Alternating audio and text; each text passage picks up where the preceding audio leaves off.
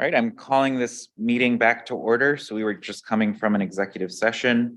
So moving on back to the agenda, we're on item number 4, general public comments.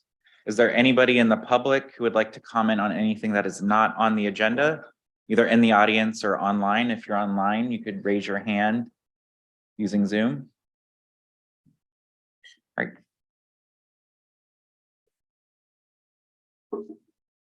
Good evening. My name is Freyla Tarpinian, and I live on Bonnie Grove Drive here in Scarborough. As we talk to the community members about the new unified K-3 school, one of the first questions they always ask is, where will it be located? A hot topic of late. And for good reason. Finding the right location to build a school, especially one that will play such a crucial role in our community for decades to come, is no small task. As we get closer to making that final selection, it's so important for everyone to reflect on how much of an extremely detailed and collaborative process it's taken to get here. Our goal when designing the process was to make sure it was conducted so everyone in the community would feel confident in its integrity, its transparency, and its thoroughness. To date, this open process has involved countless members of our community, subject matter experts, and consultants, including local leaders, to ensure a full range of perspectives, expertise, and experience was brought through this entire process.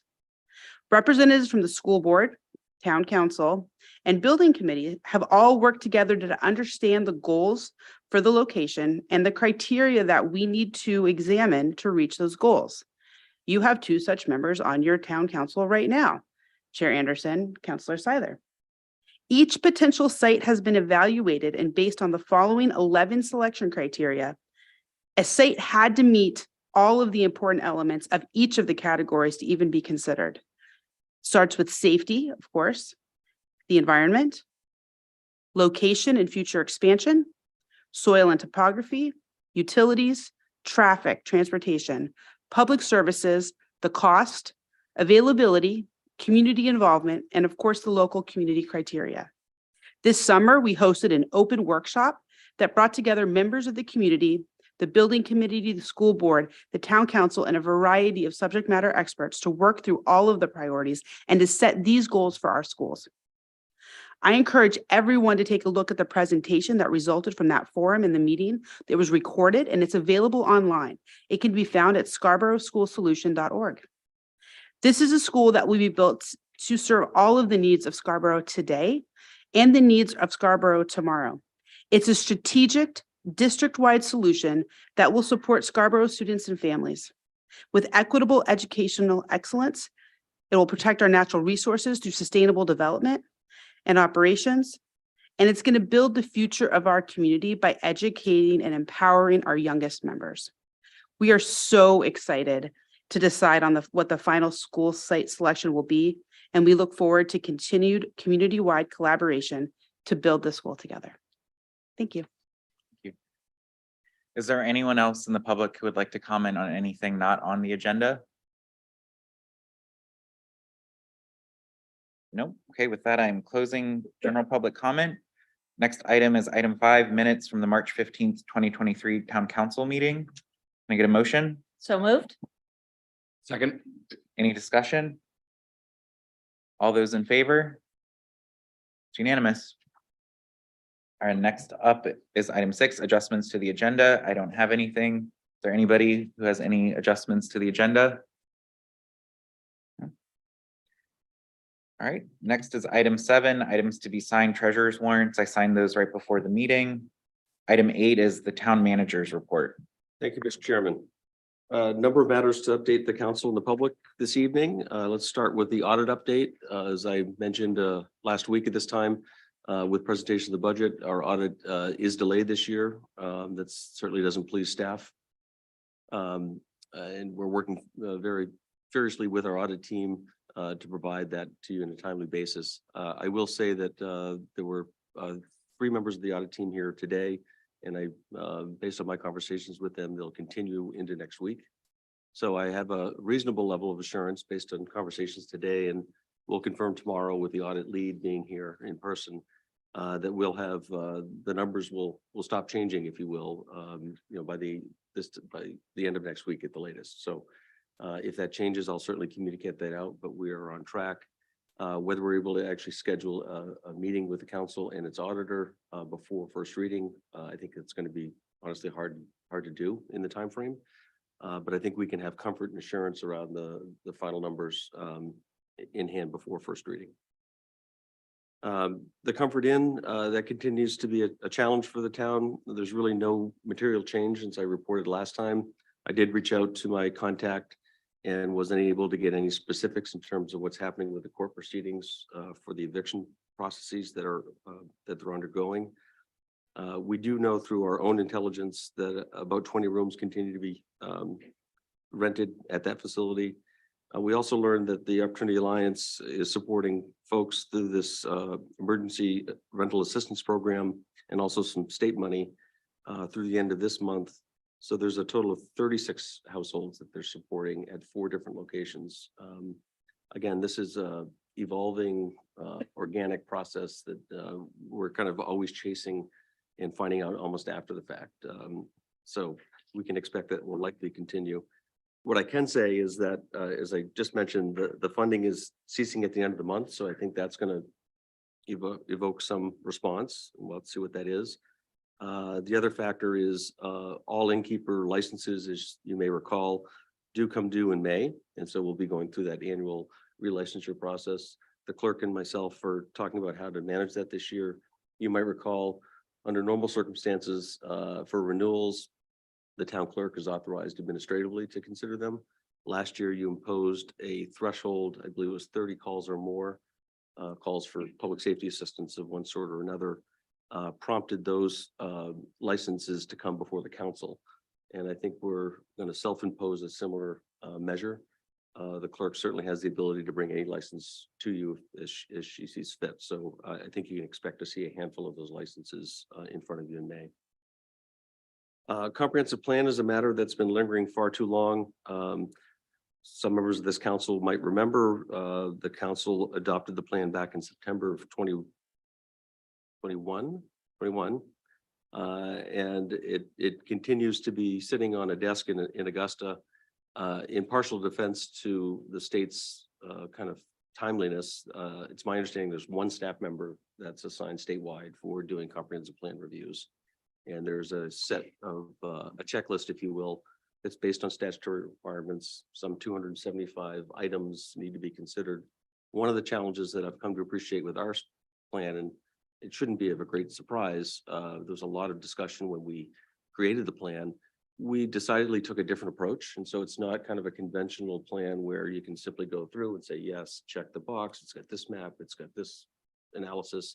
Ours was a much different approach. And so not surprisingly, it doesn't fit neatly into their kind of framework, if you will. So long story short, I believe we're within weeks of getting the final approval from the state. To the extent that any additional council actions necessary, I've talked to leadership. I think we'll be looking to schedule a workshop to at least advise you what that interaction input from the state was and whether or not any additional action on the council's required. I assure you, we have provided no substantive change in any of our interaction, really just explaining and answering questions that they have at this point. So unless something changes between now and the next couple of weeks, I don't anticipate any substantive change that would require council action. But in any event, we certainly promise to come back to you and give you a full update of how that review process went. The matter involving zoning maps and shoreline zone map to a certain extent as well continues to be kind of unresolved. We have I believe a very good plan and path forward for very good reasons, not the least of which is a very full agenda. Council leadership decided to push those issues off to the next agenda. So you can expect you'll see proposed changes to chapter 4 or 5 that will codify a new and better process for considering zone map changes and also a resolution for the council to consider. And I can certainly circulate those pieces in advance of that meeting if that pleases the council. They're ready to go. Seeing Andrew Mackey here in the audience reminds me that the town continues to have conversations with the land trust regarding leasing Alder Hall. And Andrew and his team have been doing thorough review of the facility and concerning the sort of improvements that they may need to make it suitable for their use. And so we're to the point, I believe, to sit down and really understand whether or not that's feasible for both parties. And so I'll certainly coordinate with council leadership in those discussions. Two final things. We are finally in a position to move forward with the 4-day work week. This is something we've been considering for probably 6 months or so. We did receive public input in terms of what their preferences would be at this point, and we've also done a lot of work internally with our staff. We're proposing that it will be open to the public, that town hall that is, Monday through Thursday, and it would be a consistent time frame of 7 a.m. to 5 p.m. So that will be an extra hour on either end of the day, which we think, based on surveys from the public and input from the public, will be well received. We'll certainly be doing a lot of communication around that. We did have to make an accommodation for our school colleagues upstairs. They intend to remain with a 5-day schedule. So there'll be an intercom system that's actually installed already for any members of the public that are coming for appointments to be able to gain access to the town hall. And we do expect to have this make this effective Monday, May 1st. And lastly, I just wanted to take a moment to remember Bruce Gullifer. Bruce was a longtime town employee. He served this town for over 30 years. Bruce and I had a bit of a kinship in that he and I are both from the county, and kind of hit it off initially and ever since. Bruce started here as an intern, and I think ended up turning into a full-time job. And then within a year, the only other employee left the town service, and Bruce became director. And nearly everything that we see in community service, with the exception of the hub, Bruce Gulliver was, if not directly responsible for, certainly had a heavy hand in. And so I always enjoyed Bruce. He was a real go-to and kind of a get it done kind of guy. And that's in large part why community services has turned into this kind of catch-all, where when something came up and a need arose and didn't fit well with any other department, community services always stepped up. And thankfully, Todd Souza, his successor, has really kind of embodied that same spirit in terms of finding a way to meet community needs wherever they are.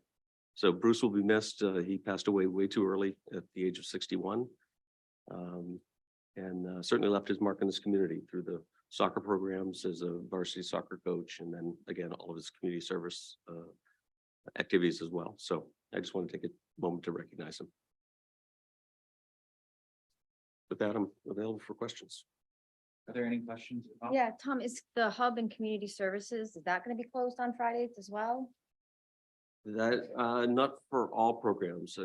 Certainly the childcare programs will need to accommodate a regular work schedule.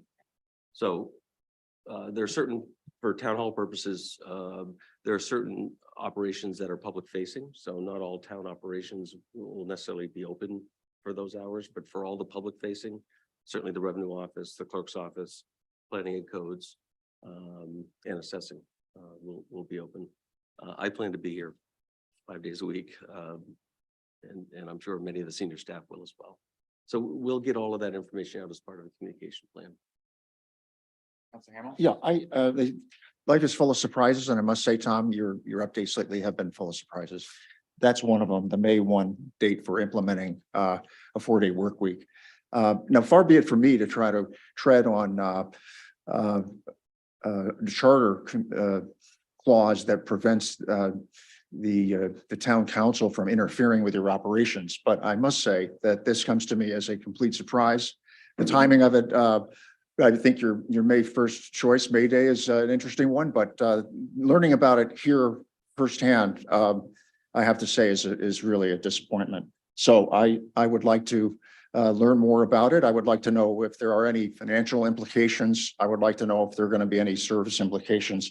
And it happens to be, by the way, we're implementing this right in the middle of what's almost a triple witching hour in terms of us trying to get through an audit, trying to get through a budget, and trying to get through a number of other major things. So I'm curious as to how that actually happens with the reduced work week. So I'm, would like to learn more about it. and understand those things. So I must say I'm deeply disappointed with that news and find it really offensive that you would just go ahead and do that without some discussion with the leadership team. I'm certainly sorry that you feel offended. I believe I've made efforts in these chambers in various public meetings over the last many months. And we certainly have had discussions at leadership as well. There was one discussion and we expected that you were following up with more information, and then that would come in the form of an announcement during your town manager's update. So I'm going to move on from that, though. I'm going to ask a couple other questions that I will continue to ask at every public opportunity that I asked when you presented the budget. We asked for a revised budget schedule. I haven't seen that yet. I don't know that anybody else has seen that.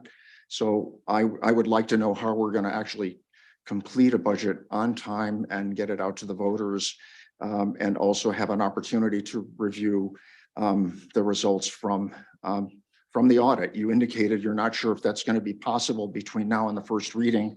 I would suggest that that absolutely needs to happen between now and the first reading. In terms of budget schedule, I do have an overall schedule that includes the pivotal council votes, including the validation vote. And when were you planning to share that with the leadership and with the council? I believe I've shared it with the full council, but I do expect the finance committee will take this matter up in earnest at their next meeting next week. Okay, I haven't seen it anywhere. It's nowhere on a website. I haven't got an email on it, and I haven't seen it yet on any agenda for the finance committee. So we adopted a review schedule as a finance committee. That's the schedule right now. We're going to look at it again next week, given, in light of new information that's come up. Right, that's the one I'm looking for, is the one that we said we had to adjust because the audit's not. Hasn't been not ready. adjusted yet. So, The only date that's been adjusted is first reading at this point. I have proposed a full schedule through adoption and validation. And then there's certainly discussion to be had in terms of how the finance committee chooses to use its time after first reading. and finally, on the comp plan, I appreciate you mentioning that.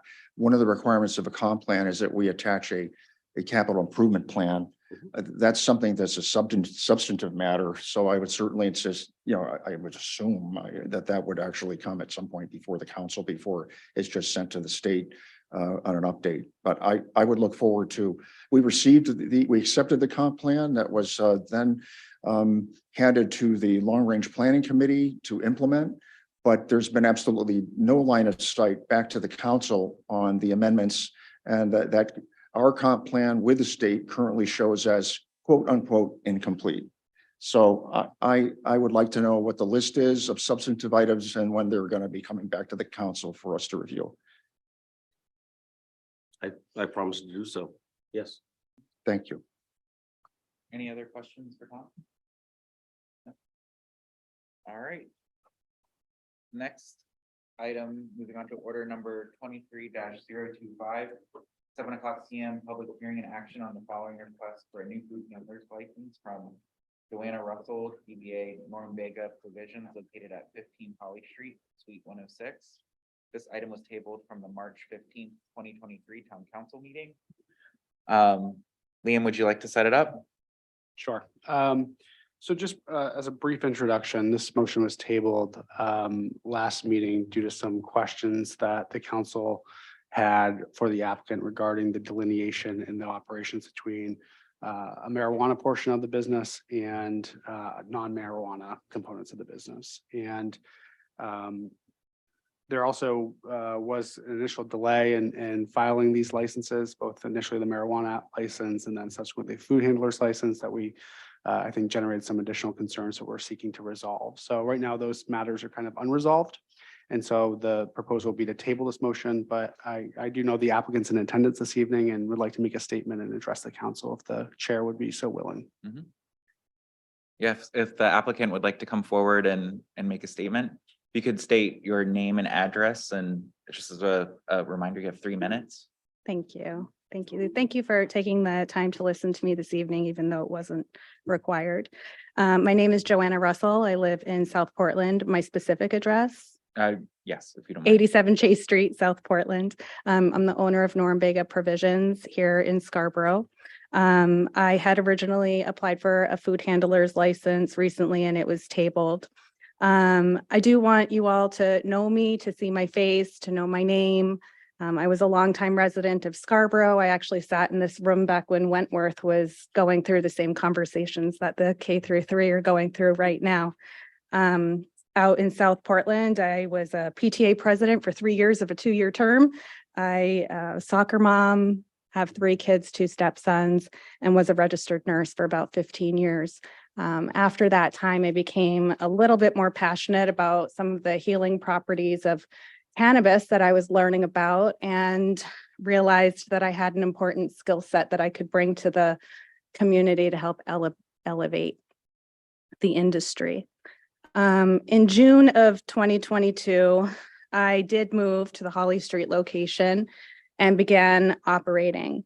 I did get a certificate of occupancy, start my adult use application. In June, my Department of Agriculture license was issued. I had my security installed and licensed here in Scarborough and completed my adult use application at the end of August.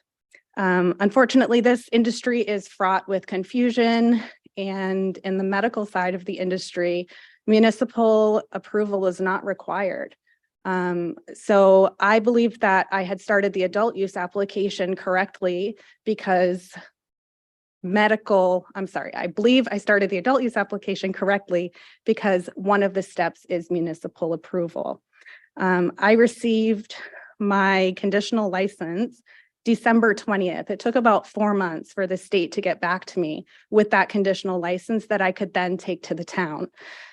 Where I misstepped was that I began operating under the medical side, believing that because I did not have to provide municipal approval at the state level, that I was in compliance already. I completely understand that that was not the truth. In January, another applicant came forward for the same building. The zoning questions that I had previously asked had gotten corrected. There was some initial confusion about whether I could even operate at that location. It was discussed with Liam that I would also need a food handler's license, which is something I admit I was completely ignorant about and take responsibility for that. I believed that those conversations were friendly and that Liam and I had talked enough to believe with each other. And I have evidence in email writing that we were both on the same page moving forward, and he believed I was acting in good faith. After that conversation, it was discussed that within about a month, I would put forward my application with the town for my medical portion of the business. There wasn't a follow-up, nothing in writing, no specific due date. And unfortunately, 2 days later, I had a death in the family and flew out to Texas the following week. When I returned, I did continue with that movement towards my application, but not really thinking about a specific date. Apparently, I hit it. And I was handed a consequence. The consequence was the letter of violation on February 22nd. It stated that I hadn't communicated, which I didn't even think was something you'd want, and honestly wasn't even thinking about the dates at that time. I know that that loss is not the town's problem. I did continue moving forward with my application. It lacked a little clarity. I had a human moment. I've always operated in good faith, openly and transparently. The violation, though, said I must cease the THC portion of my business and vacate. It was a Friday when I received that letter. I did communicate over the weekend and was forward and in this building on Monday. I did not hide. I did not try to escape. I came forward and had a meeting here with Liam and the code enforcement officer, Brian.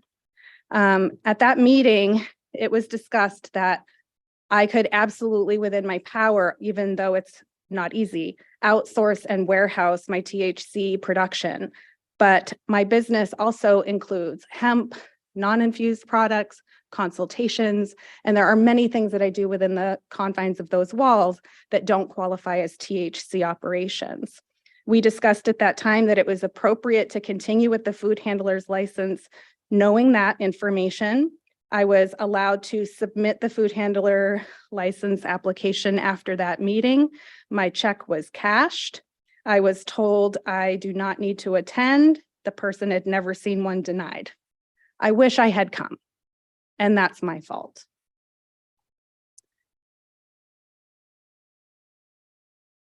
That very same day, I was issued another certificate of occupancy. It was reinstated the business day after receiving my letter of violation. The new certificate of occupancy specifically stated that I was allowed to operate my hemp and non-infused products, and I had no reason to believe that I was in any violation at that time. In the agenda for today, the agenda notes specifically state that the letter of violation from February 22nd has not been resolved. Although I believe that the violation from February 22nd has been resolved, I vacated the THC products. I am now housing valuable product in 4 different locations that are not secured, despite the fact that I have a facility that I've put security and monitoring systems in place for to keep those products safe.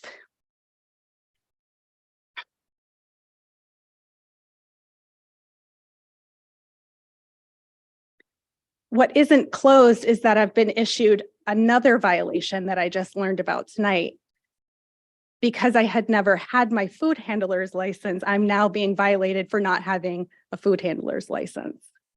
And at this point, I don't know what that's going to look like because I've asked to go to a closed door negotiation for that fee.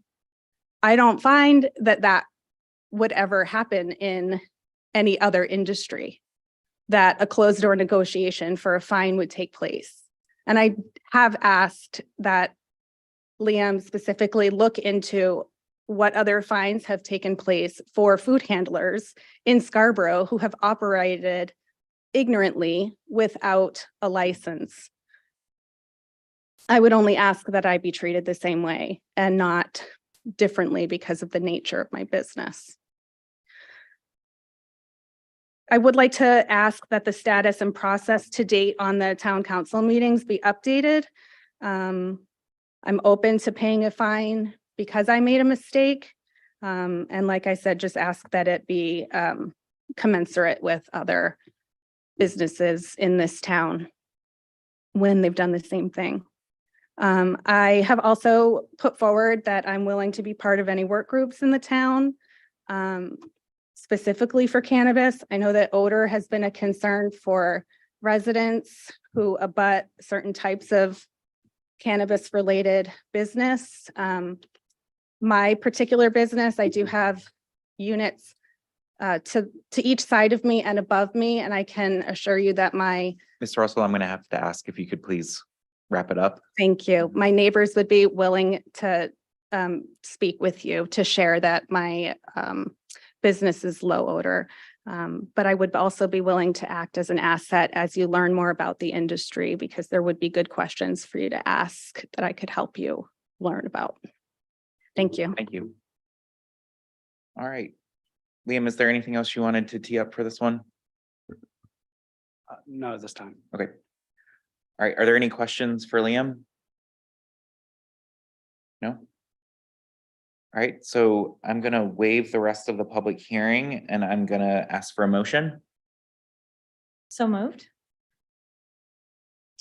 Motion to table? It's, No, this to is put it on putting the it on floor. the floor. all right, any discussion? Is the recommendation still to table? I think, Counselor Hamel? Yeah, I think on this one, and thank you for coming and sharing your story with us. I think that this one, considering where it is there's matters of pending enforcement issues that are between the assistant manager or among the assistant manager, the code enforcement officer, and also the applicant. So I'd suggest it'd be a very difficult time and place, and probably not appropriate for the council to try to insert itself at this point in time. I would suggest that we refer those matters back to the process for resolution and table the order as recommended in order to provide time to do that. But in terms of us, us providing our judgment here without the facts, I think would not be appropriate. I was gonna go ahead with it. Is there a specific motion you would like to call out the table? Yeah, I think it was the one that was recommended here to table the order until May 17 or until the violation that is pending and the issues that are under consideration are resolved. If that happens earlier, we would do whatever steps are recommended at that time, and shorten the period to be tabled. Can I get a second? Second?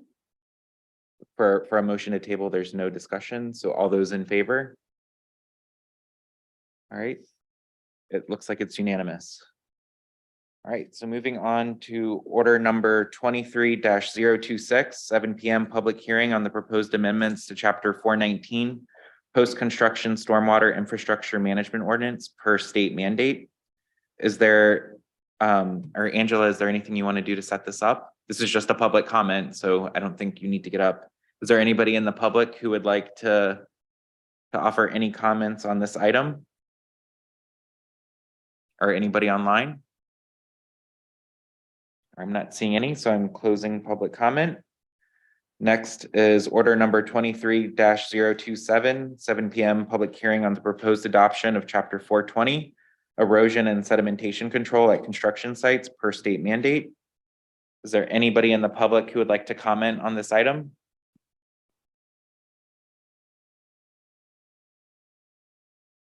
Nope.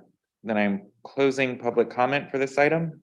Next up is a proclamation 23-001, act on the request for the Scarborough Land Trust to proclaim Saturday, May 6th as Scarborough Land Trust Day. So I'm gonna see Andrew, if you would like to kind of tee up a few things, but while we wait for that, I just want to say that we went past weekend, Councilor Shoup and I, to the volunteer appreciation event, and it was great to see all the volunteers being acknowledged for all the hard work. I think you had shared there's over 130 volunteers who actively support multiple trailheads, farmlands, preserves to really help with conservation in Scarborough. So we're really excited to have you here tonight to talk a little bit about the Land Trust and do this proclamation. Thank you very much for allowing me this time tonight. Just for the record, my name is Andrew Mackey. I'm the Executive Director of the Scarborough Land Trust. Our offices are at 7 Oak Hill Terrace, Scarborough. I know you have a full agenda, so I will try to keep this as quick as possible, but I do want to share some information. I'll share a little information on the Land Trust and then focus on our land conservation efforts tonight. And that's pretty much where I'll leave it. So if we can go to the next slide. And I'll run through this pretty quickly. We were established in 1977. We are a 501c3 nonprofit corporation. And currently we own and manage 1,400 acres. We hold conservation easements on 125 acres. We helped protect another 267 acres that are currently held by partners. We have 9 properties with parking lots and trails. We have just over 10 miles of trails currently. Our annual estimated visitation, we are working on trying to get better numbers here, but we estimate currently somewhere in the 60 to 80,000 visits per year. Our properties offer a variety of public uses, including hiking, trail running, dog walking, snowshoeing, hunting, fishing, cross-country skiing, nature study, photography, education. Currently, we have 4 full-time employees and 2 part-time employees. And on a typical year, we work with 18 contractors that we pay for various services.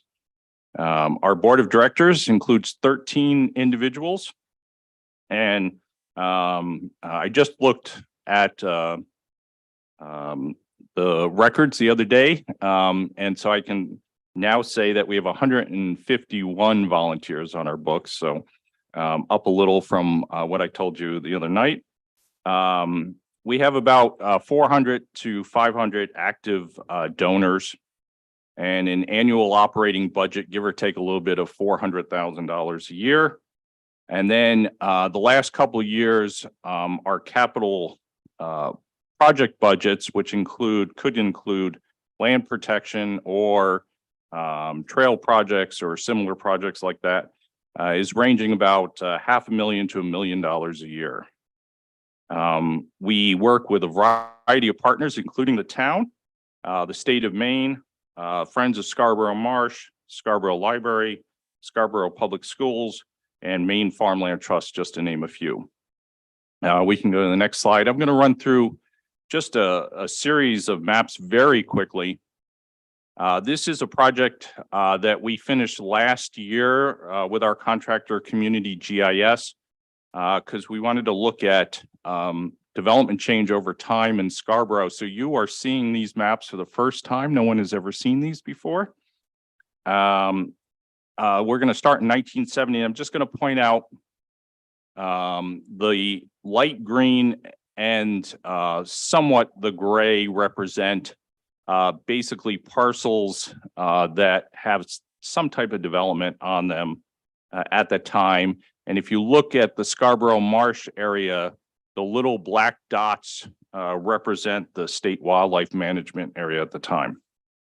All right, so we will go to the next map, 1990. And you can see now the light green are the very first Scarborough Land Trust properties. And we'll go to the next map, 2000.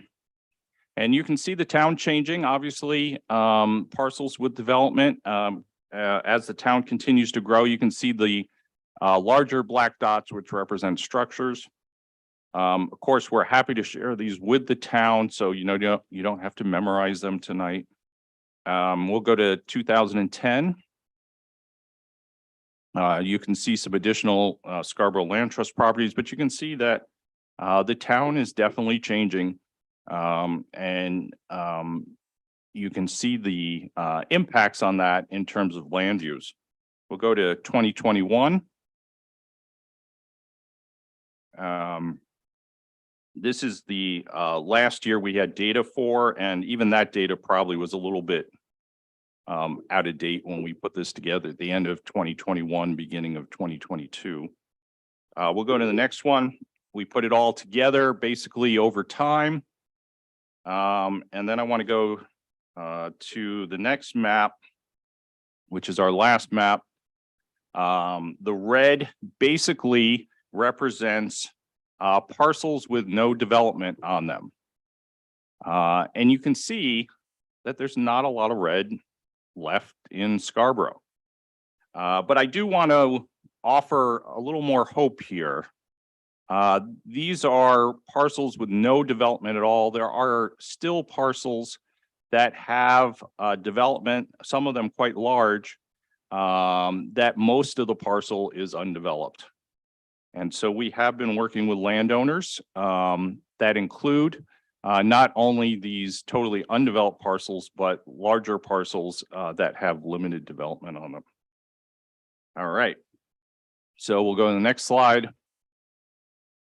I want to tell you just a little bit about how we evaluate parcels for conservation. We go through a pretty rigorous process, and I'll just run through these. One of the key things we look at when looking at a potential parcel is, does it border or is it adjacent or proximate to Scarborough Marsh, other conservation properties, a river or brook, especially the Nonsuch River, which is one of our priority areas. Does the property create new public access in a location that doesn't have much natural or outdoor space already? Does it create a wildlife corridor or a trail connection? We look at size, but I will tell you size has changed for us over time. Where we typically use size as kind of our primary tool in years past when we were looking at 400-acre properties or 200-acre properties. Those properties are difficult to find nowadays. We look at what are the potential types of public uses that could happen on those parcels. And then, of course, any unique ecological communities, such as the one that we help protect with Warren Woods, which is rated as S2, Pitch Pine Bog in the state of Maine, very unique system. We look at rare and threatened species, but I do want to point out, we just don't look at listed species. We also look at species that are declining, even though they might not be listed now. There are concerns about the status of that species in the future, and that's both plants and animals.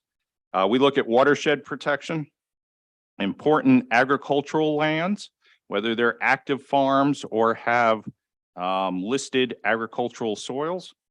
We look at the educational and scientific value of the parcels, historic lands and structures, and then finally, scenic view sheds. Scenic view sheds are not typically from the parcel. It is, from an existing trail system or a road or something that gives it public scenic value. And then we also take into account two other factors. One of them is opportunity. We only work with willing landowners. So we need the landowner to want to work with us. And then funding. We always have to see what funding is available and how much we think we can raise for a project. We'll go to the next slide. So currently, we're working on 11 land conservation projects. 4 of them are west of the Turnpike and 7 are east of the Turnpike. No particular reason for that. That's just how it works out. We have reached out to every property owner in Scarborough that has 25 acres or more of an undeveloped parcel. So we are quite active reaching out to landowners, trying to build that relationship. That is a very important step because a typical project length for us is somewhere in the 5 to 10 year range to finally get a parcel protected. For example, some of you might be familiar with the Libby parcel we bought off of Gorham Road in the end of 2021. That was a little over a 10-year process working with that landowner to bring that project to completion. We have a very professional staff with advanced degrees in physical geography, conservation, biodiversity, and environmental management. We have an attorney that has worked in land conservation for many years and actually represents quite a few land trusts. And then we use outside technical experts for a variety of different uses. Our board has passed a resolution quite a while ago that we adhere to the National Land Trust Standards and Practices. And I brought you the standards and practices dealing with land conservation, just so you can see that it's a pretty serious matter, and there's a lot that goes into it. If you want to read those, I'll feel free to lend them to you and you can go through them. We use a variety of funding mix, from private funding to state funding to the town land bond. Our projects without that town land bond, we could not do anywhere near the amount of projects that we have accomplished. We are currently working on some future updating mapping of our conserved and public lands map. We are happy to work with the Conservation Commission and other entities to really start looking at some numbers about how much land is protected. What do we count as conserved land? What is the status of that land? What does it mean to be conserved? What does it mean to try to reach, you're going to hear more about this on April 19th, the 30-30 goal, and things like that. We'll go to the next slide. So I told you I was going to focus on land conservation, but I would be remiss not to mention the fact that stewardship of these properties, of any conserved properties, really is a huge monumental task, and probably will be our most pressing issue in the future. Taking care of these properties, figuring out public uses and how to deal with the number of people that come out and want to enjoy them. We also have a very large education and outreach program. That's for another day. So I will leave it there and hopefully I met my time limit. Great, thank you, Andrew. Mhm. So I'm gonna read the proclamation and then I'm gonna ask the council to vote on it. So be it resolved by the council of the town of Scarborough, Maine, and town council assembled that, whereas the Scarborough Land Trust was founded as the Owaskoag Land Conservation Trust in 1977 by 8 local residents and has served the town for 45 years. And whereas the Scarborough Land Trust has permanently protected over 1,600 acres of natural resources, farmland, scenic vistas, and areas of historical significance throughout Scarborough. And whereas the Scarborough Land Trust works with willing landowners and community partners to conserve land, provide public access, conserve wildlife habitat, and protect farmland for the benefit of the community. And whereas the dedicated volunteers of the Scarborough Land Trust build and maintain trails, monitor lands, manage forests and wildlife habitat, and ensure these lands thrive today and for future generations. And whereas the Scarborough Land Trust conducts environmental education programs and field experiences to connect more people to Scarborough's beautiful and diverse landscapes. And whereas open lands provide places to recreate, nurture physical and mental health, increase our community's quality of life, and foster an appreciation for the natural world. Now therefore be it resolved that the Scarborough Town Council does hereby proclaim Saturday, May 6, 2023 as Scarborough Land Trust Day. So I'd like to call a vote. So moved. All those in favor? All right, it's unanimous. Well, thank you so much, Andrew, for coming, and for members of the board for coming tonight. We hope everybody does actually get out on May 6th and join their volunteer day, and we can't wait to talk with you guys more about conservation and how Scarborough can achieve some of our conservation goals this year. Thank you very much. All right, thank you. All right. Next up, moving to old business, is order number 23-029.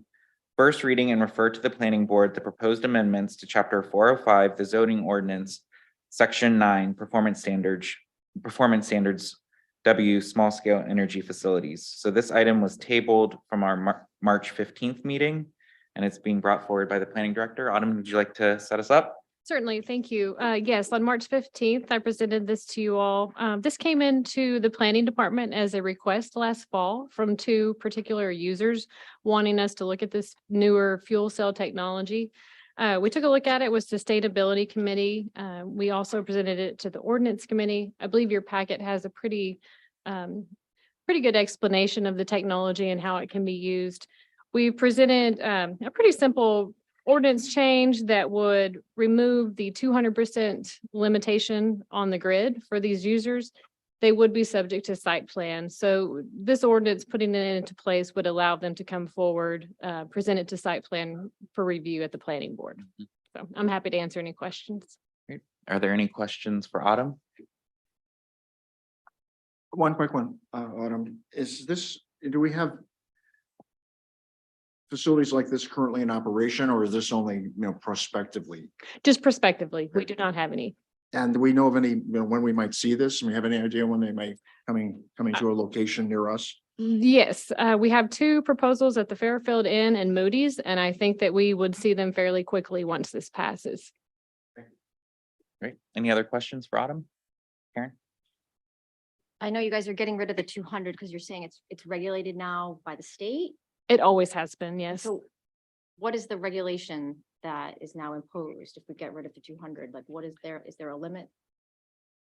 Not for this, no. We don't actually have the capacity to even determine what is put into the grid from a private system. But the large scale utilities still exist. So that's what we use for our larger solar farms and things of that nature. But we also have small scale energy solar for developments. And so they comply with these same types of things. There's really no way for us, we don't have that ability to check. I'm not sure how we would be able to do This is a that. secondary use as in Right, it's not right. suddenly It's going to be a secondary use of income or something where suddenly they're pumping out 500% of what they need. right. That's all regulated. It is through CMP, but it's not through us. So it's not my area of expertise, so I don't want to overstep what I'm telling you. But I've been told that they won't let them put that much into the grid because it can't be used. And so it's not really an issue that comes up. Thank you. All right. Is there anybody in the public who would like to comment on this item? No? Can I get a motion? So moved? Second. Any discussion? No? All right, all those in favor? It's unanimous. All right, moving on to new business. Next up is order number 23-033, first reading and schedule public hearing, proposed amendments to chapter 413, growth management ordinance. And this is being brought forward by myself and Councilor McGee. So I can set it up and we can talk through a couple of slides and then open it up for discussion. So again, this was just for the public. I think it was back in September. Councilor McGee and I were asked by the council to take a review of the GMO, the growth management ordinance, and bring a recommendation to the council by this date. We thought that was plenty of time, and I feel like it flew by, and we probably could have spent another 6 months on it. What I think we got to was an option for the council to start to really digest and propose additional changes or suggestions to. So for this particular item, while tonight is the first read, I'm purposefully postponing second read until June 21st to give us time to have a workshop, to talk about amendments. I totally feel like what we put before you is probably an 80 to 90% solution, that there's still details that probably need to be ironed out. As I've talked to some counselors, there's some tweaks I think that we need to amend. But I think the gist of what we're trying to get across, the big picture points are encapsulated in what we have tonight at first read. And so we expect the public and others to also chime in and give thoughts as well. There will be, again, other opportunities, a public hearing likely, as well as when we have the workshop with the council to kind of look at this in more detail and see if there's amendments that we want to discuss as a body. So I'm going to spend a little bit of time, and Councilor McGee, please chime in to go through some of the material. But before I do that, is there anything you want to add? No, I think you did a nice job presenting it so far. Okay. I would like to highlight though the work that Councilor Anderson, Tom Hall, Karen Martin, and Autumn Spear have put in along. It's an immense amount of work and a lot of coordination. So as John, you so nicely highlighted, this was our, kind of our best foot forward to the council. We expect changes and some modifications. Excuse me. And I agree. I think this process should be a little longer than our typical process. So well done. All right. So Liam, if you don't mind going to the packet on page 101, I think it's 101 in mine. It's if you can scroll down to the rate of growth proposal summary slide. Figured we could start there. A lot of this information that we have in this packet was the same information that we talked about at our our workshop, so I didn't want to spend too much time covering the upfront slides, but really, as I talked about, this has been a pretty robust process. We've engaged multiple committees.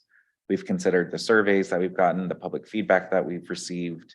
We've met with developers. We've done a Counselor Corner Live. So we really have done a lot of outreach to try and get to a conclusion here, at least to bring to the council to start the conversation. So this summarizes some of the key pieces. And so essentially, the recommendation is that this proposal would come into effect on the 1st of July. What's different about this compared to the previous GMO, or the one we have active today, is that we're really looking at 3 distinct areas to drive a certain pace of growth, which we'll talk through. And then we've also tried to figure out how can we better account for affordable and workforce housing. Some of the feedback we got from counselors when we were initially reviewing this was having an open exemption for affordable was something we should look at. So we've tried to come up with a different option for consideration. There are still some limited exemptions that we can talk through. We've also revisited some of the administrative and reporting procedures, as well as periodic review requirements. And when it relates to reporting, one of the things that we will likely discuss and bring forward to the council when we have a workshop is really aligning on the key metrics that we would like to monitor, or we would suggest for future councils to monitor as they do periodic reviews of the GMO, to make sure that we're looking at all the things that we understand the public or even as a town we need to monitor to make sure that we're growing at a appropriate pace and not growing faster than the town can reasonably absorb to maintain services. So if you go to the next slide, Liam, please. So again, area 1, this is, the majority of the land area in Scarborough. And really, a lot of this is really our rural or residential areas that we really want to maintain the neighborhoods and things as the way they are today. And so the proposal for this area is that we limit growth to 25 units per year. That's on average, correct? For the area 1, it is a per year requirement. So that's the one unique thing about area 1 is that that's the only area where we've said we're not doing the 3-year pool concept that will come up in the other areas. It truly is, we cannot grow more than 25 per year in that particular area. Which maybe we need to change that when we go to a workshop. If you go to the next area, so this is area 2, and again, according to our comp plan, these are considered part of our high growth areas. And so this is predominantly the Oak Hill and Dunstan neighborhoods. And so here, this is where we've established the concept of a 3-year pool. And at this 3-year pool, we would be proposing 210 units every 3 years. One thing that we are proposing is that there is a limitation to 3-bedroom units, and this is consistent across all of the other areas, is that we would limit a maximum of 20% for 3+ bedrooms or more. That's really to maintain a pace of growth that, especially with the school in mind, will kind of help drive lower enrollment or not necessarily increase enrollment at a faster pace than what we've seen historically. And so again, that's just to make sure that we're managing some key parts of the town that we want to make sure we're not growing too fast that we can't handle from a capacity perspective. So if you go to the next slide, this is the CPD zone. And so here we're recommending 400 units every 3 years, again, with the 20% 3-bedroom or greater limit. The thought process here for why this one is such a faster pace of growth is because in accordance with our comp plan, we've decided that, our high growth areas are really where we want to push the pace of growth. And in this particular one, there's a lot of benefits with the TIF, as well as the fact that this particular area tends to have both commercial or mixed use. And so really targeting and focusing the pace of growth here is where we're coming with that 400 number. If you go to the next slide. So again, there are still some items that are exemptions. Some of these carried forward from our previous one. So accessory dwelling units, repair and replacements, family gift lots, dwelling units that are part of a contract zone if they get approved, dwelling units with a licensed manufactured housing community. And we're also trying to allow for the code enforcement officer to issue building permits. When we think of one of the things that happened when I first joined the council, where there was a run on the permits, I think, like we wanted to make sure we preserve some right for some single family dwellings that weren't part of a big subdivision where the owners needed to be able to get a permit, but unfortunately there were no permits available. So this is one of those things that kind of allows for some of that. And again, the one thing that we are not putting forward is a exemption request process. So this proposal doesn't have a GMO exemption process for the council. You go to the next slide. So again, this is really the numbers. This is really what kind of articulates, well, what does this mean on an annual basis? So when you look at the single family items that the code enforcement officer can provide, plus areas 1, 2, and 3, that number of growth is around 230, I believe, per year. And again, the state minimum that we could work towards was 224. And again, what drives us up is really this notion of the affordable housing pool, which we're saying is 100 units every 3 years. And so that's essentially what brings us to an average growth rate of 266 units per year. So again, going back to the 3-bedroom plus, what this means in real terms, in terms of things, because this is feedback we've heard from the public and counselors about concerns about the school.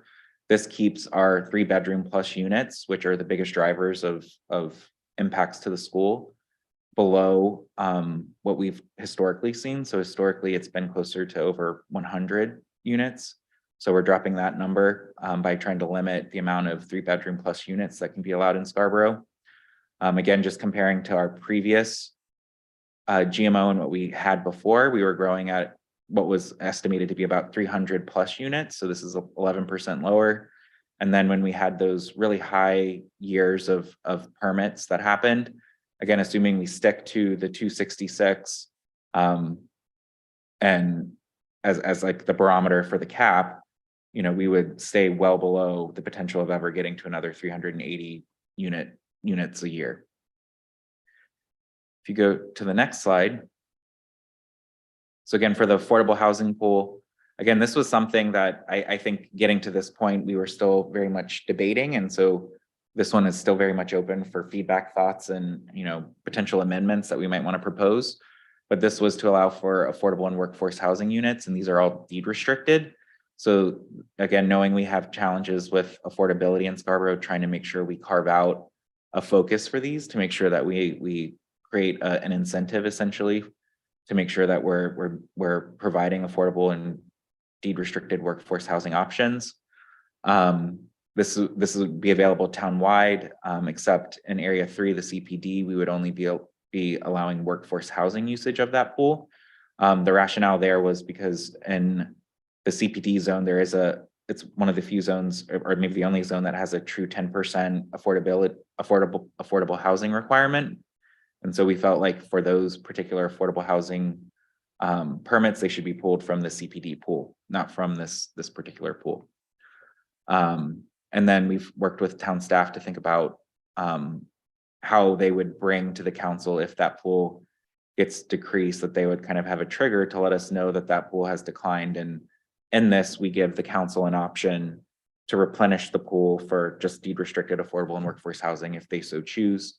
Again, this is because we heard some counselors wanted to make sure we had some optionality in making decisions about, you know, certain projects. And again, when we tried to figure out, well, what are the types of projects where we may want to at least have the option to have more, you know, deed restricted workforce and affordable housing seemed to be a general area of consensus that people would want that optionality. And so that's why we've made this recommendation.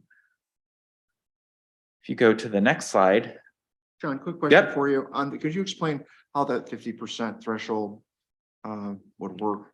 So this would be in the event, so we have 100 units in the pool. If at any point in time, 50 have been committed, that would just be a trigger for the planning department to let the council know.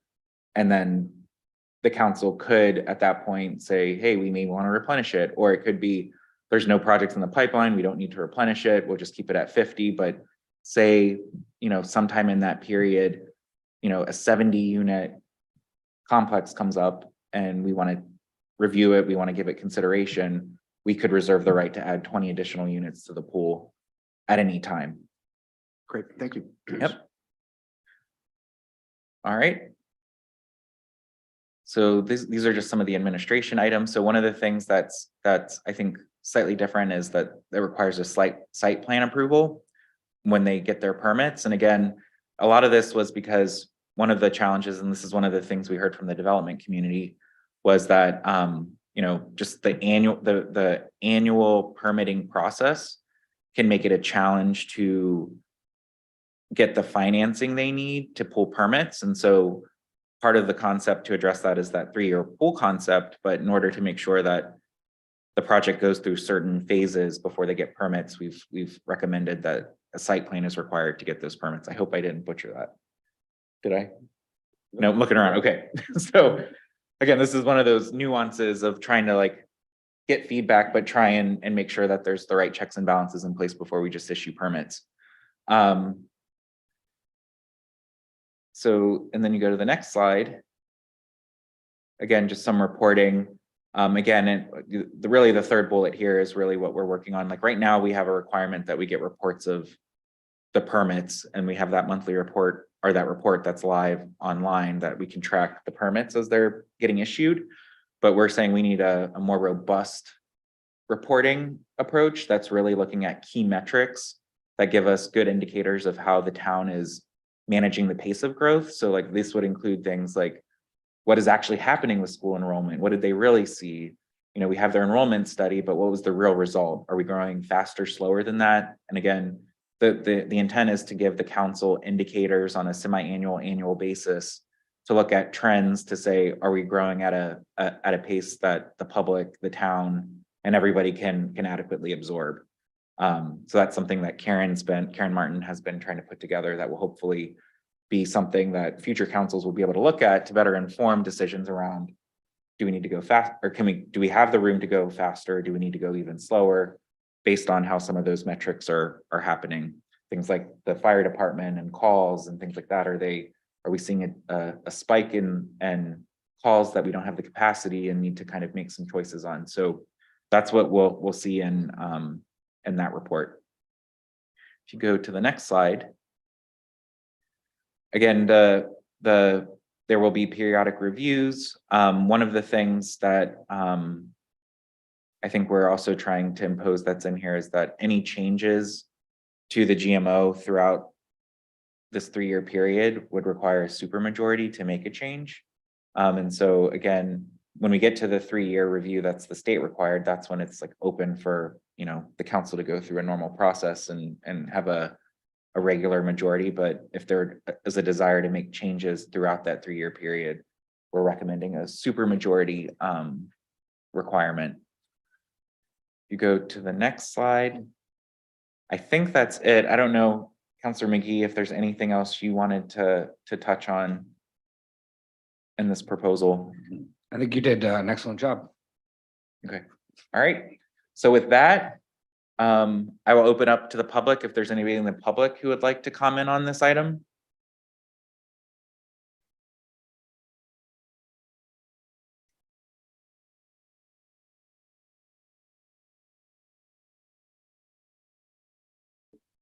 Richard Hayes, Martin Avenue. I know there's been a lot of work put in on this. I've attended some meetings. I thought the goal in the beginning was to eliminate exemptions. I know that was discussed at the Council Corner Live, and I thought that was still the goal. I guess I'm disappointed to hear that there are now exemptions in the process. I think the number of 225 is a good number. And my personal view, and I think that's of of other people that I've talked to that we would be best served without exemptions. The exemption process creates too many scenarios in my mind. So thank you. All right, thank you, Mr. Hayes. Anyone else in the public who would like to comment on this item or anybody online? All right, I'm not seeing anybody. So with that, can I get a motion? So moved? Second. Discussion? Counselor Hamel? Yeah, I'd just like to, applaud the efforts, your efforts, Chairman Anderson, and also those of Counselor McGee. I know this is a hard tooth to pull, we constantly working on it, and I think each time we take a cut at it, we get more refined, and a better handle on it. And just it seems that we do that every year. We get something that comes in over the transom like LD 2003. So this is just a very tough thing to get our arms around. That said, I think most of what you're recommending makes a lot of sense. You put a lot of science into it. I think you have rationale for all of the things that you're doing. But it's still, I think over time, it does beg the question of, will we ever get to the point of saying, we're just going to follow a, very simple formula of the rolling 10-year average, and they're just, leave anything else to super majority decision by the council. So, but I understand what you're doing, and I think that your priorities are well placed. I believe of the last 2 or 3 efforts, this is the one that's been the most effective in terms of really trying to tamp down the growth and to try to, level, the growth curve.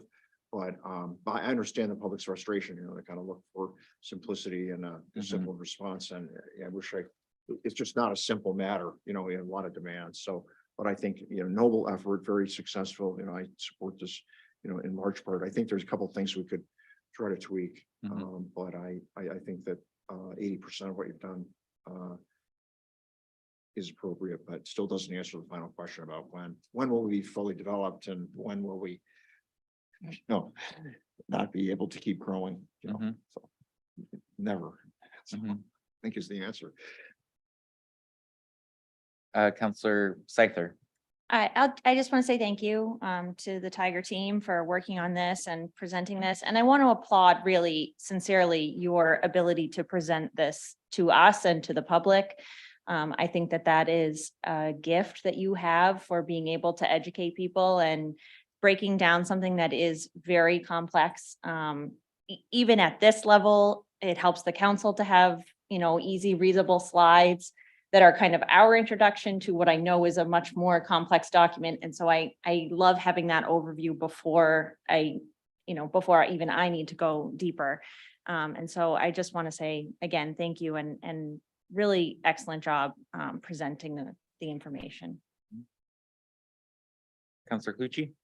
Yeah, thank you. It's been a long process. And I've enjoyed the reprieve from talking about growth management for the past couple of months. And I appreciate you taking the while. I think conceptually you're onto something with the zone 1, 2, 3. I think it probably needs some pressure testing. I support the idea of a workshop. And I anticipate there'll be other tweaks as we move forward. But I think it's a good starting point. Any other? One final comment. I have trouble sometimes with some of these terms, but I have to remind myself biennial means once every 2 years. It's not semi-annual, twice a year. So, it does seem we're kind of on an annual cycle now. So we're, Thank you. Counselor McGee. I know you already gave me a shot at this, but I'm going to try now. So I guess a couple of things that I would ask the council to think about as we go through this process. And one of them for me that I'm still a little bit on the fence is restrictions for developers to clear out a whole pool. Should there be a limitation on what percentage of a pool? And the only reason is I struggle with this. I don't want to see a single common development because dominate the whole thing. And so anyways, I would ask the councilors to think about that as they make suggestions as we go forward.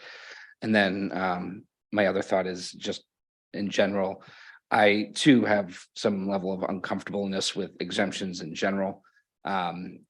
However, I do, listening to some of the council feedback, I did hear some of the reasons why they would prefer to see at least some lane available to them, like this when it came to workforce and affordable housing. And I thought that was relatively reasonable request. So I think at the end of the day, after doing all of this for as many months as we've been doing it, you come to the realization there's no perfect solution here.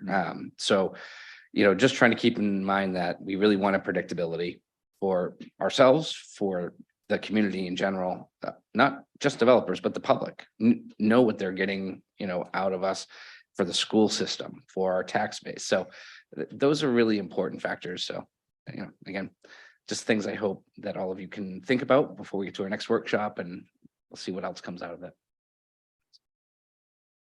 All right, any other discussion items?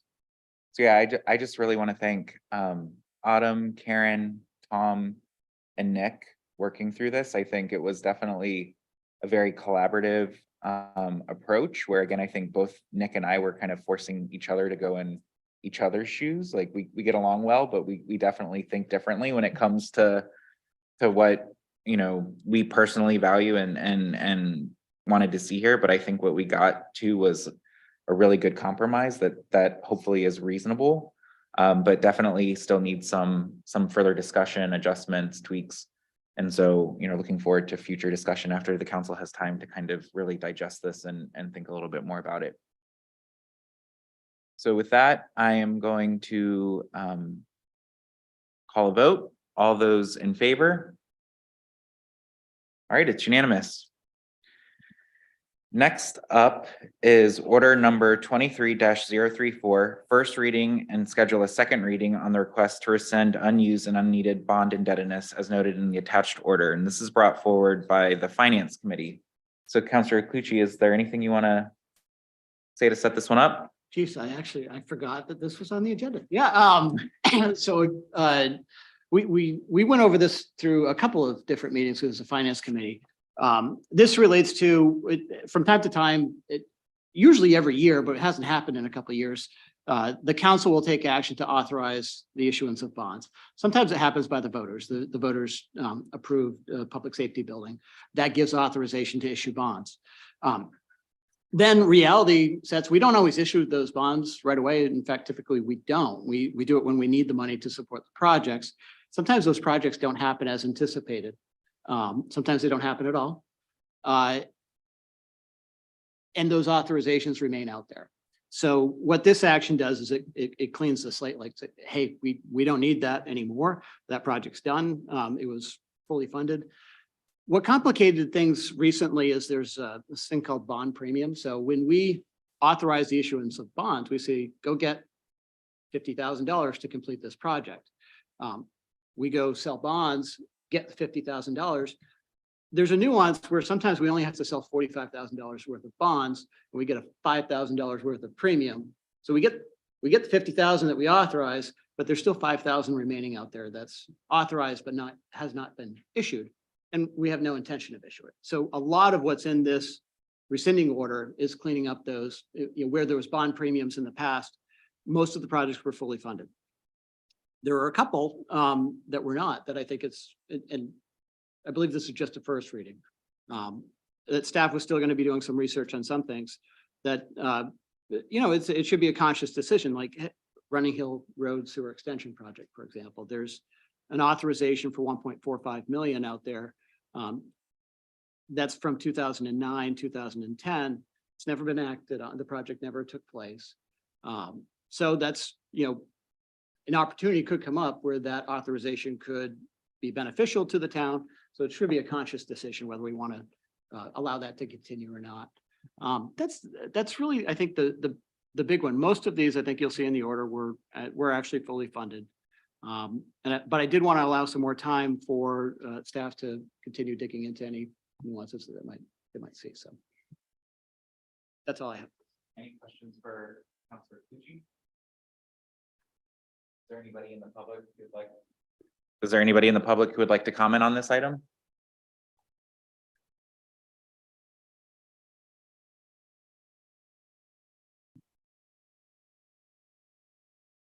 Richard Hayes, and I haven't moved. It's still Martin Avenue.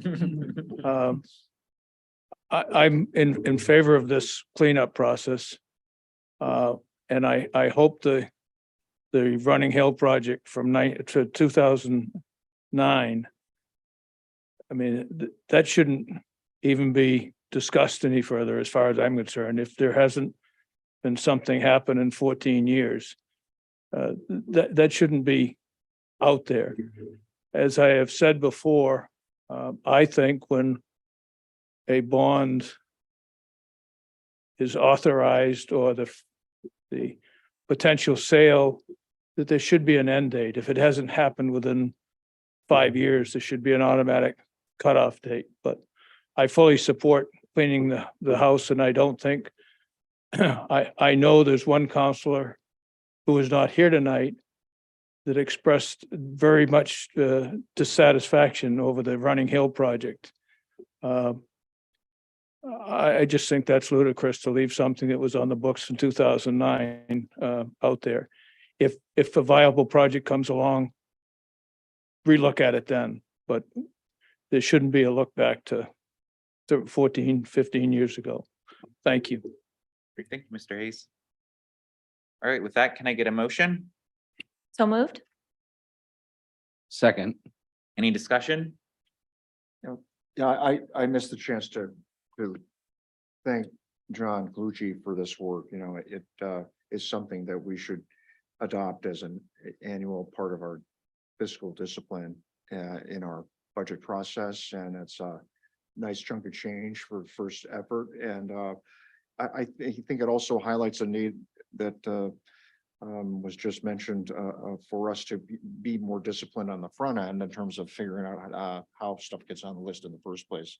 It's pretty easy to get things on there, and it seems like, you know, it's hard to take it off. So I think we really do need to be more thoughtful and deliberate on those decisions.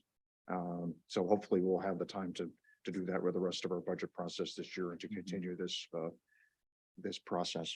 Thanks. But great work by John. Counselor McGee? Thank you. Yes, agreed. Excellent work to bring that home, John. Quick question on, this is bad math, 06-128, and then if I go down to 06128, there's a plow truck. Could you explain that? So 0628 refers to the bond order that happened. So that 06 means it happened in 2006, and it was order number 128. You'll notice on our agenda, all the orders are numbered, the first two digits of the year. So that your reference, that bond order probably has 50 or 25 or 50 different items on them.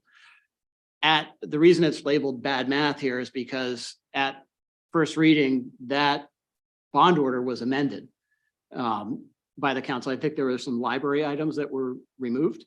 And those individual items were removed, but the total stayed the same.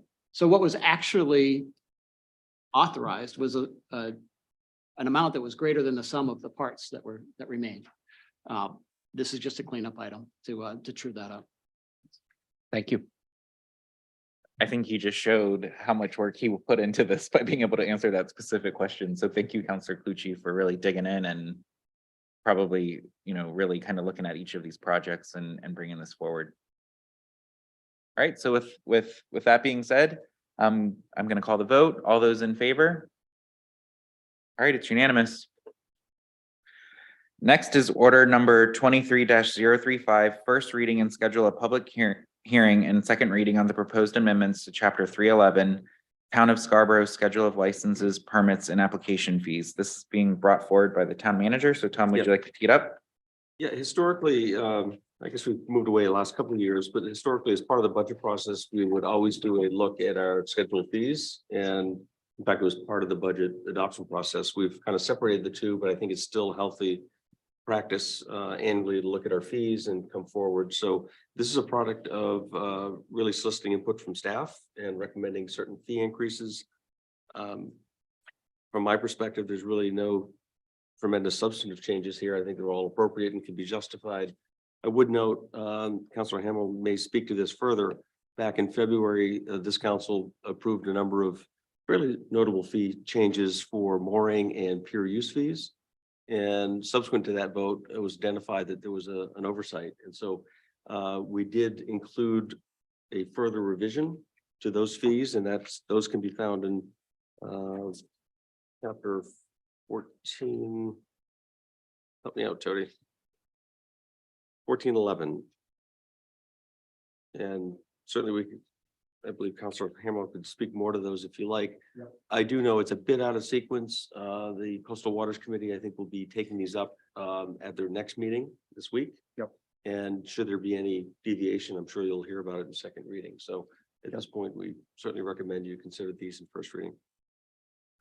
Right, are there any questions for Tom? I don't have questions for Tom. I just want to point out, so this copy of the agenda, I think reads as it should, but in the packet, it references annual mooring and pier use fees, which might make sense to, you may have already done it. Read the order. It's the overall schedule of fees. Yep. So this is order number 23-034, first reading and schedule a second reading. Oh, wait, we're on, sorry, sorry. Order number 23-035, first reading and schedule a public hearing and second reading on the proposed amendments to chapter 311, Town of Scarborough Schedule of Licenses, Permits, and Application Fees.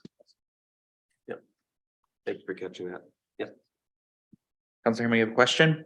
No, I was just gonna make a comment about the adjustments to the. Okay, go ahead. To the mooring and pier use fees. So we had a meeting last Tuesday with the Coastal Waters and Harbor Committee.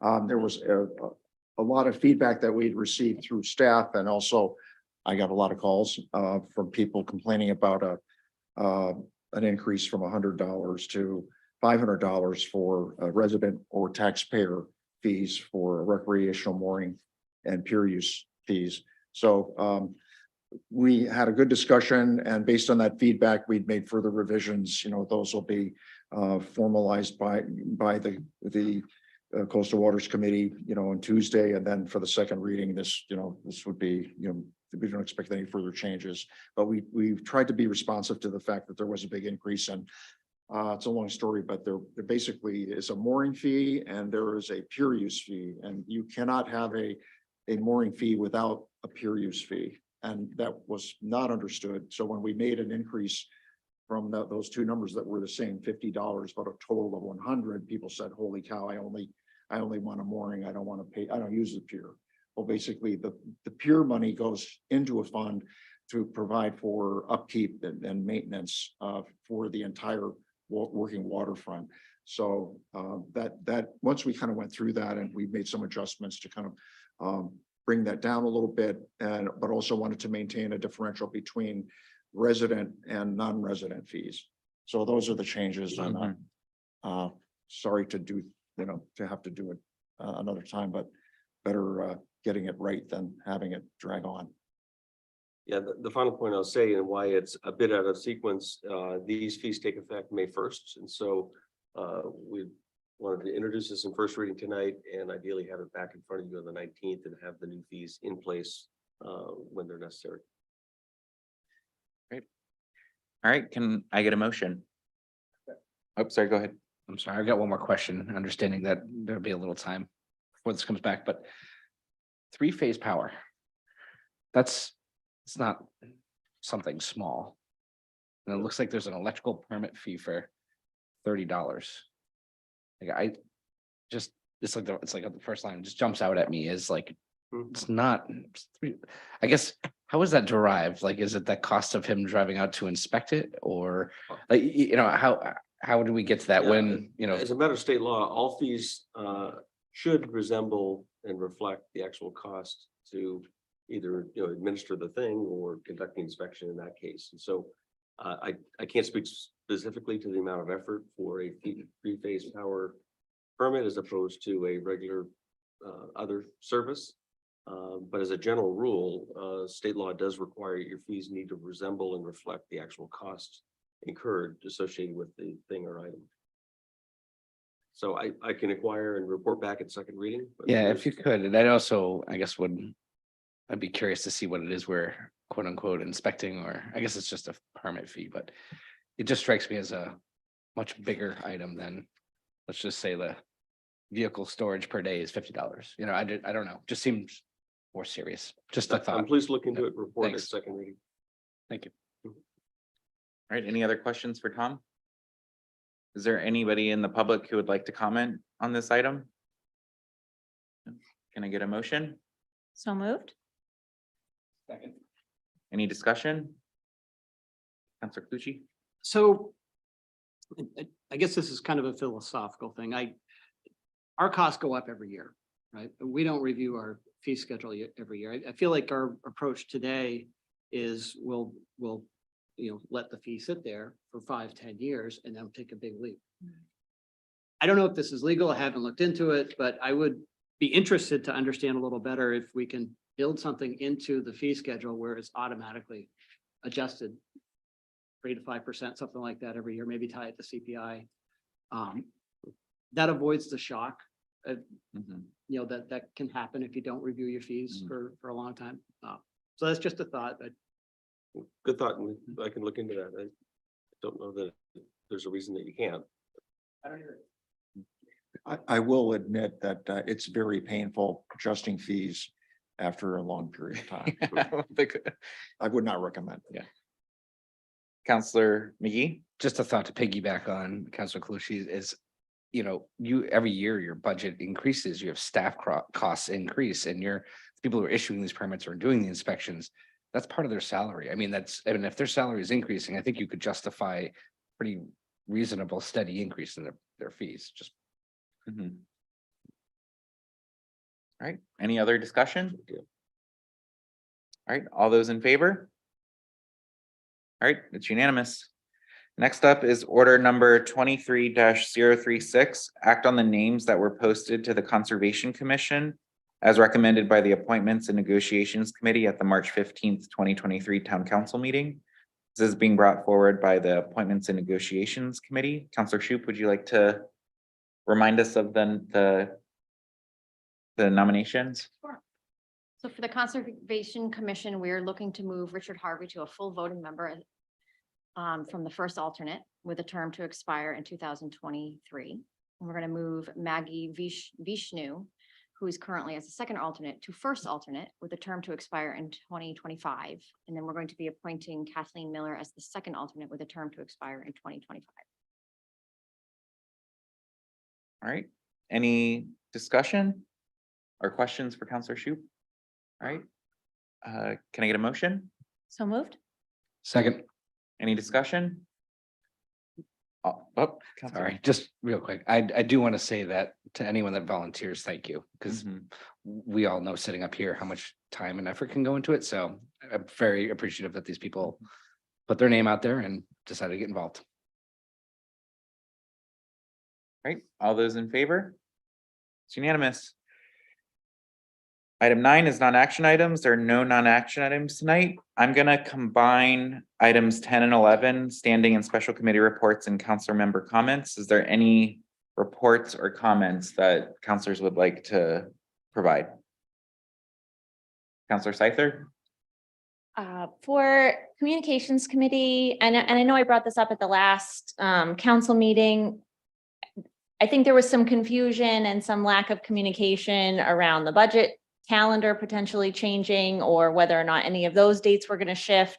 And the comms committee had recommended that we would do community budget roundtables scheduled for April 10th and April 24th.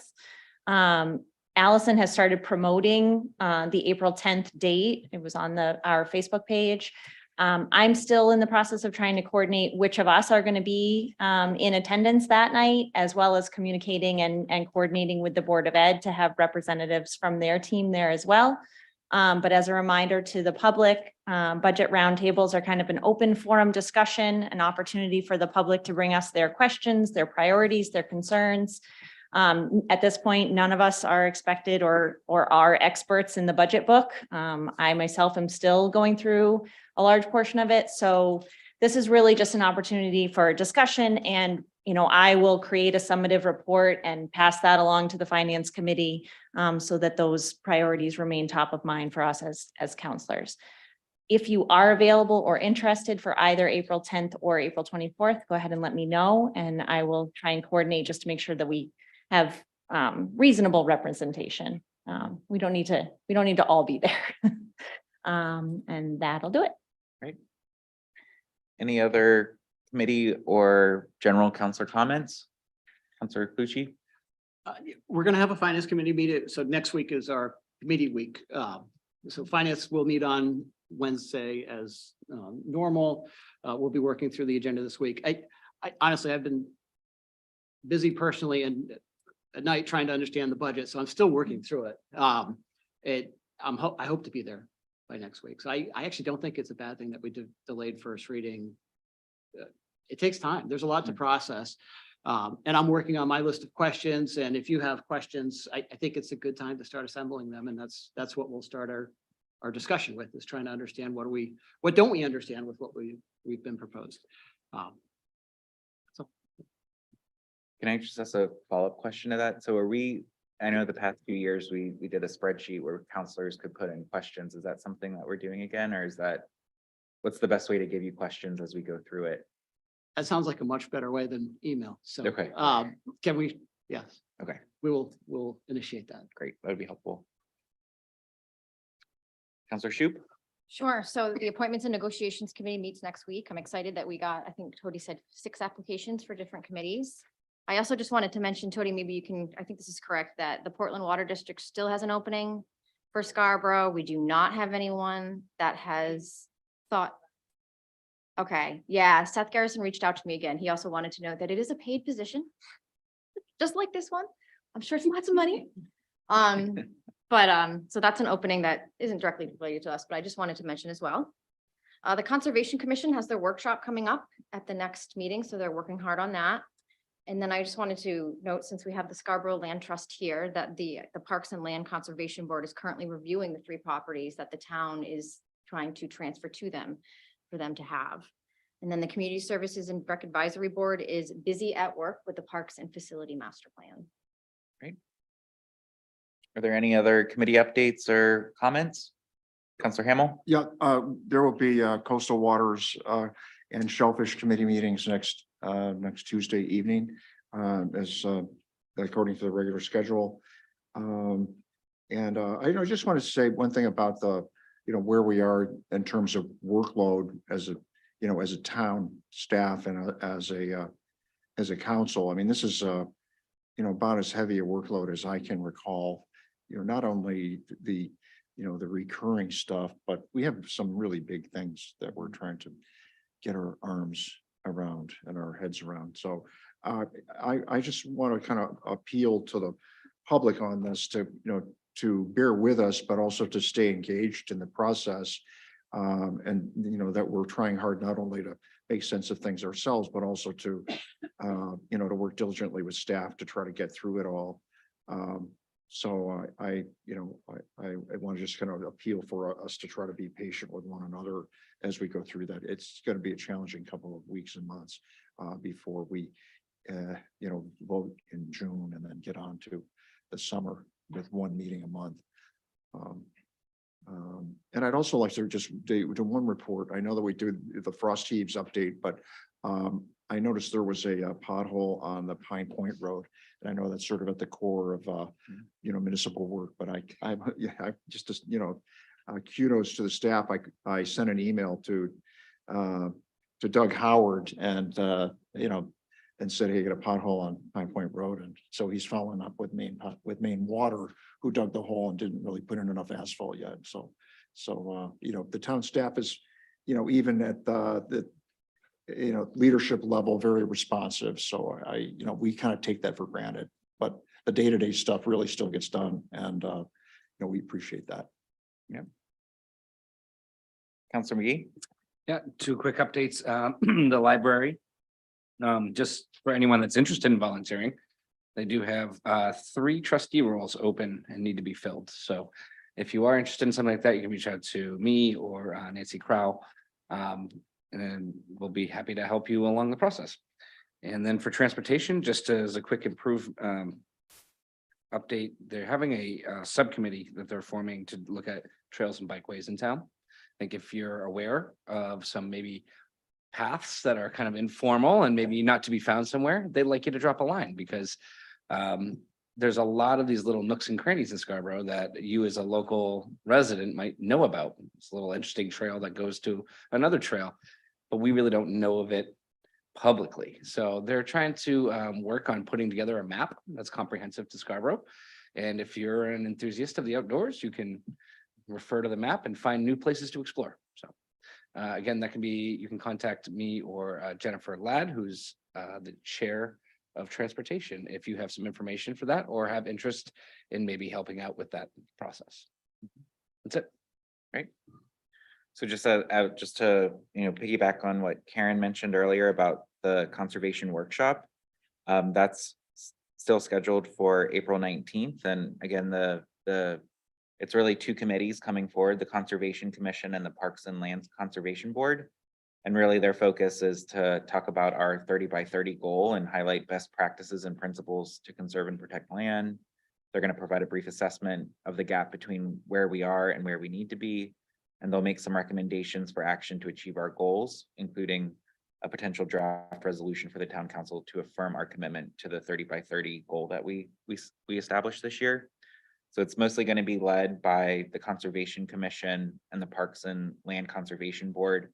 I've also asked that we have Scott from the Scarborough Land Trust sit at the table during the discussion and join us as we kind of talk about the path forward.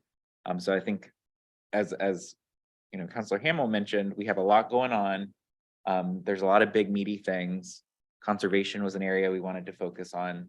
So at least having a discussion and starting that discussion, even with all the other million things happening, is good to do, just to kind of keep our pulse on the things that we want to see as a town and as a body. On May 3rd, we have our scheduled school budget workshop, which will also be an update on the school building project. So that's going to be at our May 3rd meeting. And so that's kind of looking forward. We'll have to figure out with Tom how we factor the audit into everything. I'm assuming it's available by April 19th. So you might see that on the agenda. And as Tom mentioned, the agenda was almost double what it is when we got it, because there's a lot of stuff happening, a lot of the zoning work from the zoning map. There's several zoning items plus a resolution. So those will likely all be on the next agenda, I'm sure, on top of other things. So just as a reminder, the agenda is already starting to stack up. So if there's anything that needs to come from committee, just think about that. Yeah, or you might want to hold it back a little bit if you can. And with that being said, just to echo what Councilor Hamel said, just about the sheer volume of stuff and the work being done. I just want to thank everybody on town staff for everything that they're doing, and the council for all the energy and thought process going behind the stuff that's going on. I mean, I'm just so proud to be serving with everybody on this council right now. And we have some pretty tough decisions too coming before us, and I just hope we can continue to act and behave as the collaborative team that I think we've established this year. And so I'm really, while we have some challenging things, I couldn't be prouder to go through those challenging things with this body. So thank you all. And with that, I am gonna ask for a motion for adjournment. So moved. Second. All those in favor? It's unanimous. Thank you, everybody.